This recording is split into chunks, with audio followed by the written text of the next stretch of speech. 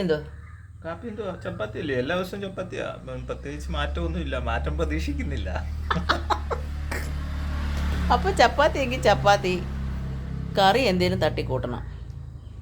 എന്നും ഉള്ളിക്കറിയാണ്. ഇന്നും ഉള്ളിക്കറി ആവട്ടെ, നോ പ്രോബ്ലം. നമുക്കതൊക്കെ ശീലായി.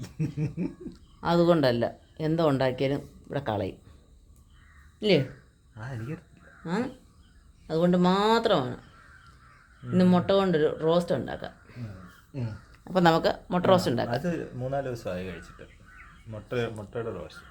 ഇവിടെ മുട്ട റോസ്റ്റ്, പിന്നെന്തുവാ ചമ്മന്തി, വീണ്ടും മുട്ട റോസ്റ്റ്, പിന്നെ തക്കാളി ഇട്ട് സവാള ഇട്ട് ഇതിങ്ങനെ കറങ്ങി കറങ്ങി കറങ്ങിയില്ലേ നെറ്റ് കറങ്ങുന്ന. അപ്പം കഴിഞ്ഞ ദിവസം ഗ്രീൻ പീസ് കറി വെച്ചു, കിഴങ്ങ് കറി വെച്ചു.